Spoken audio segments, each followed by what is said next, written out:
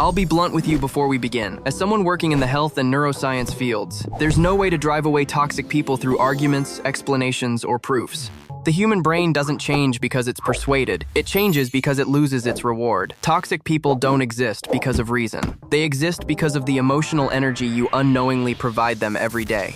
And the most dangerous thing is, you often don't realize you're teaching them how to treat you, not with words, but with reactions. Every time you react too quickly, apologize unnecessarily, over-explain, try to maintain peace by swallowing your frustration, their brain learns a very clear lesson.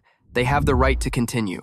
But psychology also gives us a very different, very quiet, very powerful truth. When behavior is no longer fueled by reactions, it shuts down on its own. No fighting. No noisy interruptions. No declarations. You just need to change a few very small, subtle, but well-placed behaviors. In this video, I'll guide you through 5 such behaviors.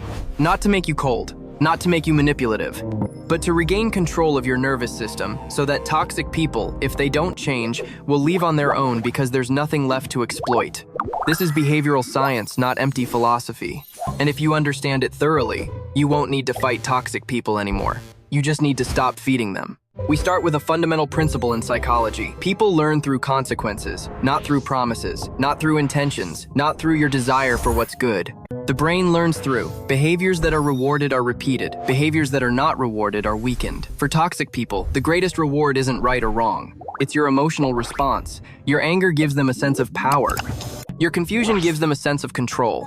Your explanations give them a sense of importance, and the fear of losing them gives them leverage. Therefore, the following 5 behaviors are not intended to deal with them, but to silently but precisely cut off their reward source. The first behavior, and the foundation of all the others, is to stop reacting immediately. When someone says something hurtful, sarcastic, crosses the line, or deliberately provokes you, the natural reflex of the nervous system is to react. Heart rate increases, facial muscles tense, voice changes. You want to retort, correct, defend yourself, clarify, but at that very moment you fall into the classic trap of emotional manipulation. In psychology, this phenomenon is called emotional baiting, luring emotional responses to elicit a reaction. Toxic people don't need you to agree with them. They just need you to be triggered. Because when you're activated, the brain's alarm center, the amygdala, takes control, while the prefrontal cortex, which processes reason and boundaries, temporarily weakens. In that state, you're more likely to say things you'll regret, more likely to give in, more likely to apologize unnecessarily, more likely to reveal your weaknesses. But just a tiny pause is all it takes for the situation to change. 3 seconds. No more. Those 3 seconds are your power window. When you pause, you give your nervous system a chance to break free from reflexes and return to a state of awareness. You can count in your head. 1, 2, 3.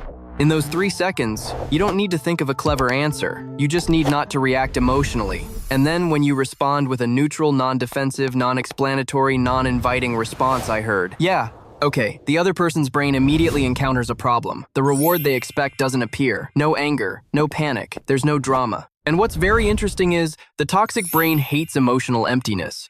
To them, your calmness isn't a strength, it's confusion. Because they don't know how to play the game. You don't need to win the conversation. You just need to keep your nervous system from being taken over. And when you do that enough times, their agitated behavior will start to decrease because it's no longer effective. The second behavior is to stop over-explaining. This is one of the behaviors that many good, kind, conscientious people unknowingly fall into. You explain because you want to be understood. You explain because you're afraid of being misunderstood. You explain because you think if you explain clearly enough, at length enough, and sincerely enough, the other person will change. But from a psychological perspective, over-explaining often doesn't stem from clarity, but from a need for reassurance.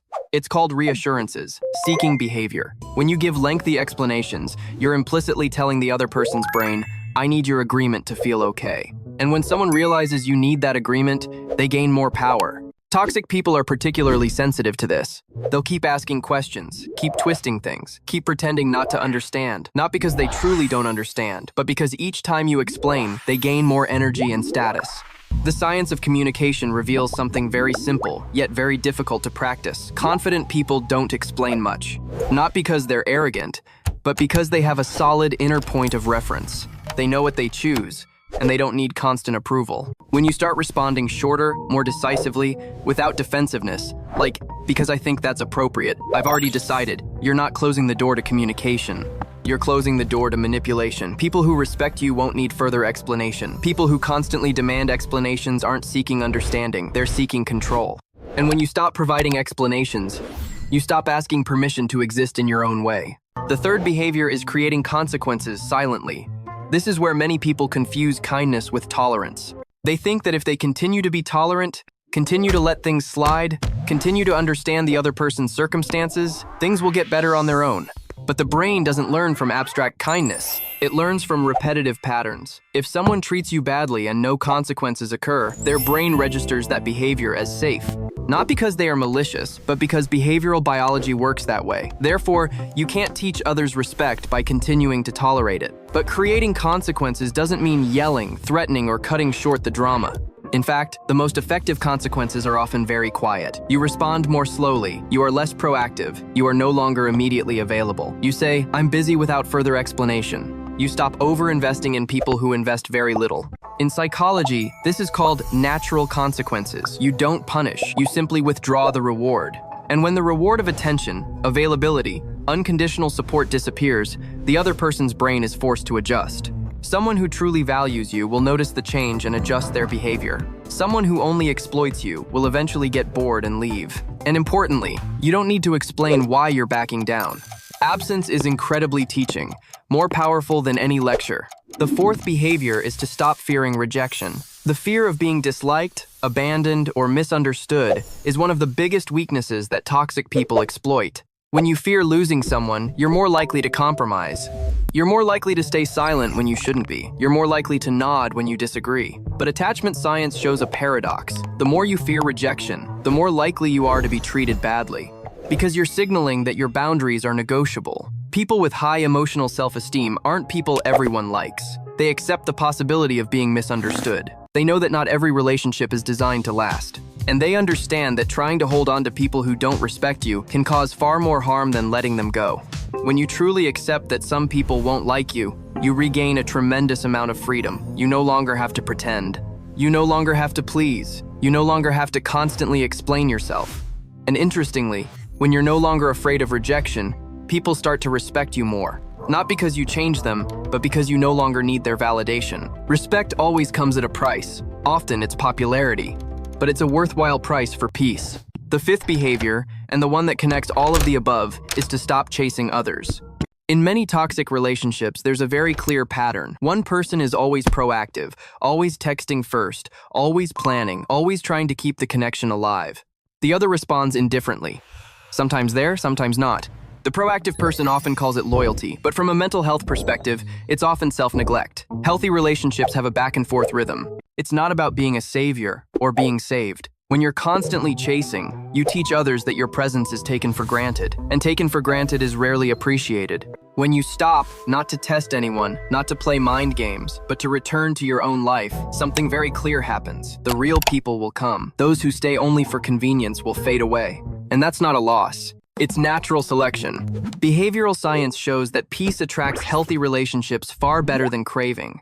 When you stop trying to prove your worth, you start attracting people who saw it from the start. When you combine these 5 behaviors, something very interesting happens. You no longer have to deal with toxic people. You don't need to name them. You don't need to argue about right and wrong. You simply change how your nervous system reacts, how you allocate energy, and how you set boundaries through behavior. And then the toxic person faces a choice. Either they adjust to your new norms, or they leave because they no longer receive the reward.